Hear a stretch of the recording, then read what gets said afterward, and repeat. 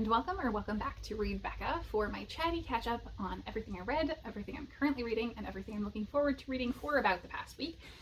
And this was a big one. I read a ton. I had a week off, so I knew I was going to be reading a lot. There was a lot of reading in the plan, as well as a lot of doing stuff. I had a list of things to accomplish, and as per usual, I accomplished about 10% of what I wanted to, and I did read a ton. So I'm going to have to try to be brief, but I always say I'm going to do that, and then I lie. But we're going to really try. So let's dive into the books. The first one I will talk about because I don't have it here to hold up. It's The Hexologists by Josiah Bancroft. That is the author of the Books of Babel series, which I loved. This is new, and it is a very significant departure, I would say, from the Books of Babel. Once again, you're getting really inventive storytelling and world building from Josiah Bancroft. He's a former poet, or he probably is still a poet, but he transitioned from poet to novelist. And you can tell that he brings that in the prose here, certainly. Lots of new words that I learned over the course of this. But this is such an interesting story because it's a mystery. And we have a duo of sleuths who are a happy, loving couple, Isabel and Warren. They're really delightful. I very much enjoyed them as characters, honestly. And they are both so lively as characters that it was fantastic. You can tell Bancroft, again, brings really strong characterization throughout all of his books I've read, and that continues on here. We're in a kind of a weird world for this because it is so different from reality, yet it feels like it should be past Earth. It's not, though. This is a world with a wide range of magic types. I will see if I remembered to take a picture before I returned it to the library, because this did have to go back because there were holds. If I remembered, I will be posting up a picture. There is a large map and a kind of a diagram, a really nice art piece of the different types of magic. This also has a lot of additional material to the book, where we have a glossary, we have a cast of characters, all of that stuff. So really well thought out formatting in terms of the book. But anyway, I keep getting sidetracked. This is not boding well for me being brief.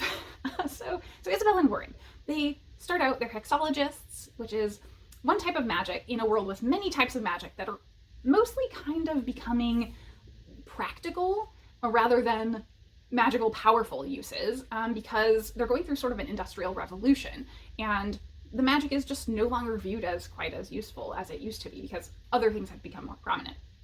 And so they're sleuths. They use their magic now to solve cases, basically. And they get a weird case because there is a very royalist and anti-royalist divide. Our main characters seem to be anti-royalists. However, they've been called in to help out with a royal problem. The king is acting very strange, and I will leave you to find out the curious thing that happens at the beginning, because it's funny. And he's reacting to something that he received in a letter. And that's someone wrote him saying they're his illegitimate son. That can obviously cause massive problems for a royal, right? So they are having to look into this and find out, well, is this a legitimate claim? An illegitimate claim? Is this true? Or, is this person out for nefarious things? Are they out for blackmail? So they don't know the motive or the criminal here, or whether or not it's true. And so, much like the Books of Babel, they take a very circuitous route. It's not very linear at all how they go about things. And I loved that this felt almost urban fantasy-like, but it's not really. However, it has that aspect of pulling in all sorts of different methods of magic, like everything from a dragon to ghosts.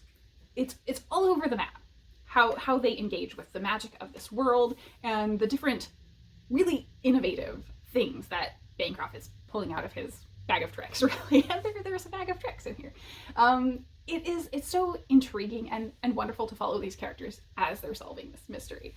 And this is a little bit, unfortunately, the first in a series. So I do feel like it ends and it feels like there's still more to see, though they do primarily solve the main thrust of this case. So I think that's probably satisfying, but you will probably be left wanting more. Is and Warren, our main characters, are wonderful because they are just this lovely couple who really care about each other. And Warren is like the big guy who's really soft for his wife. And I just enjoyed that aspect so much. I also think that if you recently read A Spare Man by Mary Robinette Kowal, you might like this as a more serious and dramatic story.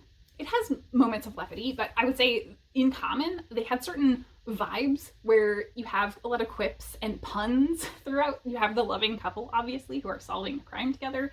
And I think those aspects are very similar.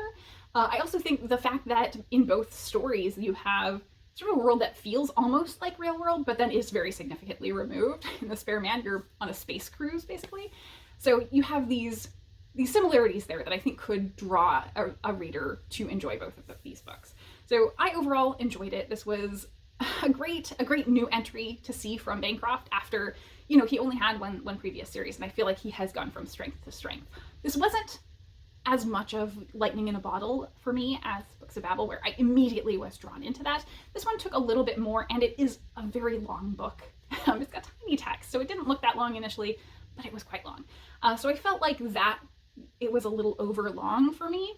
It should have been for the type of story, maybe edited down a little bit, but I really enjoyed it and thought it was super innovative. So I'm very happy to have another book out from Josiah Bancroft. Next one I read is Empress of Forever by Max Gladstone. This has been long in progress. It's a big chunky tome, and I'm so happy I read this. This was a great fun time. Unfortunately, this was a little overlong as well. Man, I feel like this was so propulsive and action-packed, though, that I did really enjoy it and get compelled along with it, but I do think this could have been 100 pages shorter. So this one is, unlike the previous, a sci-fi adventure. It's big, epic, bombastic. It's been compared to Guardians of the Galaxy, and I can definitely see some similarities there. This sweeping story is following Vivian Lau, a character who is sort of a billionaire in a near future, who is doing things that are going against the government and making the government very mad at her. And you have to kind of just let that slide by. I did not buy into Lady Elon Musk being a good guy, being like the vigilante good guy. No, I didn't really buy it, but it's okay. I will suspend my disbelief. And so Vivian is in her do-gooding in the middle of a problem when someone appears out of thin air, rips out her heart, and drags her through into a far future space. And that's how the story begins. And from there, she immediately is thrown into the midst of action, and it pretty much doesn't let up till the end. So if you are in for high action that bounces all over planets and space and is going through warring factions, you will have a great time with this, I think. So she immediately drops in between two people from opposing sides and somehow ends up with the right one. And goes along as we realize that in this far future, there is so much happening with these different factions about who is supporting the Empress of Forever and who is not. And the technologies that have evolved from where she was to this far future that have really shaped how they live their lives and why the Empress is making decisions that she is. And one of the most interesting things about this that I have not seen done before, it's probably out there somewhere, but I haven't seen it, where we are getting one of Clarke's prominent laws here. Any sufficiently advanced technology is indecipherable from magic, right? Or indistinguishable from magic, right? It's that, but it's in the opposite direction from what we assume. Because these people are in a far future that they have technology so ingrained in their lives, they know it's technology, but it has become something that's almost naturalistic or mystical to them in a way, even though they know it's technology. So it's not a case of primitive people who are unaware or unable to understand this high technology. It's not that at all. It's completely something that is just so naturalistic to them and ingrained in their day-to-day that they don't think about it in the high-tech sense. And I thought that was a really, really cool way of handling that, and the perspective was so different. Everything from ideas of like the cloud and singularity to literal robotics and transhumanism are ingrained within this story. And so I love that. Doesn't really delve deep on any of those topics or like think with a lot of nuance. No, it really doesn't. This is definitely action adventure in space for the most part. It does engage with some heavier topics in the overall like main point of the story, but those, aspects of the lives and the world building here, not really, I don't think. I think if you really like Collapsing Empire by John Scalzi, you will enjoy this because we have a very prominent a strong, snarky lady as the main character, and it does have a really empowered, woman-forward cast written well by a man, and some sapphic elements even. So I thought that was all done well. The world building at times felt a little bit shaky. I mean, not shaky, but not fleshed out, I would say, because we were jumping back and forth and all over the place so much. There were definite moments where I didn't know where we were, or, you know, maybe we're in prison somewhere. I'm not sure why, you know, that sort of thing. But it was compulsively readable and very fun and entertaining. I wish that the whole thing had been as off the rails as the last 50 to 75 pages, because it went off the rails in a great way that I loved, where it got super weird. Like maybe Vandemirian weird. And in fact, there is a character in here who is kind of like that squishy, adorable, and also horrifying, scary, like Born from the book Born by Jeff Vandermeer. And so the last little bit was this total standout that I loved. And before that, it had been just pretty good adventure sci-fi. And I wish this had been, the whole thing had been that little bit at the end.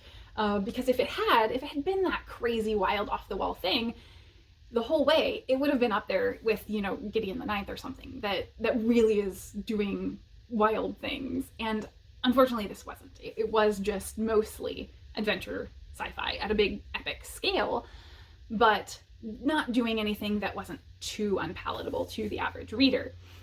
And I think maybe playing it safe at the beginning was the downfall here. I did still very much enjoy this book, but it didn't hit the 5-star that I was hoping. This was on my 5-star predictions. And I need to get to Gladstone's other series, because I've actually heard really great things about his Secondary World urban fantasy series. And I have, I think, 2 of those books. So I really needed to get on it, because his writing was fantastic, and I did really enjoy this one. Next, I picked up another long-running chunky tome from my TBR shelf for this year, James Herriot's All Creatures Great and Small. This was delightful, while also being a little difficult at moments. It's kind of a memoir, I don't know, it's nonfiction, a collection of vignettes, I would say, about Herriot's experiences as a rural farming vet in Yorkshire. And you get the sense of the countryside and the quirky people who are there. All of these farmers have different ideas about who he is and how he should be working. And he's apprenticed to a vet there who I didn't totally like at all. The vet he's apprenticed to seems to be kind of a narcissist a bit. He is very good-natured and kind to everyone, it seems, but he also imperils animals and people very often. He neglects things and, yeah, is just very caught up in himself, but yet he's good-natured about everything all the time. So people let it slide a lot, and I just was baffled. Like, throughout this whole book, I was very baffled by the lack of people just confronting issues at all. Like, they just avoid addressing things a lot. So that was definitely an issue. There are some hard stories about the animals in here that don't make it, or really difficult cases that he was involved in. And I would say those are to a minimum for how long this book is. It's mostly the stories of him becoming engaged in this community and having to fight a lot of misconception about him not being knowledgeable because he's an apprentice, and like him having a limited amount of knowledge and having to figure things out, but still knowing more than the farmers, yet they trust their sort of folk knowledge more than they trust veterinary science. And so I loved that aspect, and him finding the balance, him finding a place in his community. So I think as we were wrapping this up, he is getting involved in a romance personally and courting a woman and getting ready to get married. And so I do foresee that he's not going to be an apprentice anymore and is going to, with his wife, probably start a practice as this series continues on, because I believe there's at least one more book. I think there's more than that. There's also a TV series. I have not seen either the new or the old BBC TV series, but I would like to seek those out and watch them, because I did very much enjoy this. It's such a beautiful pastoral story of his experiences in this, you know, rural countryside, and getting involved with these really quirky characters in the community. He definitely makes them jump off the page. So yeah, I really enjoyed that one. So I think that's it for regular reading, I would say. And then Lovember is full bore on the go. So I've read a bunch of romance. I first read Battle Royale by Lucy Parker, and I'm not going to recap these all here because I already have a full vlog about this one, and then I will have up a video on Sunday doing the 1 week check-in for Lovember. So I will just tell you what I finished. So Battle Royale was finished first, then I finished on ebook Xeni by Rebecca Weatherspoon and loved it. Spoiler for that. It was really fantastic. And then I also read How to Catch a Wild Viscount by Tessa Dare.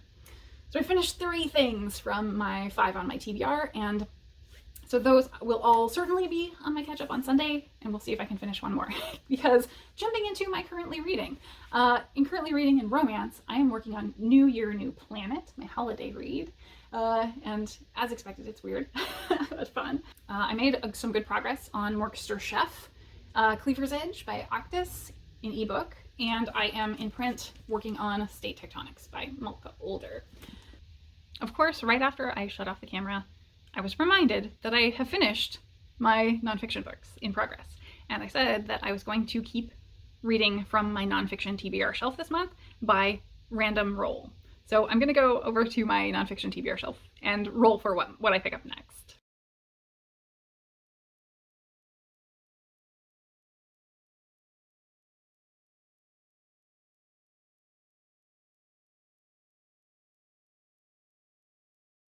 So I think that's it for all my reading stuff.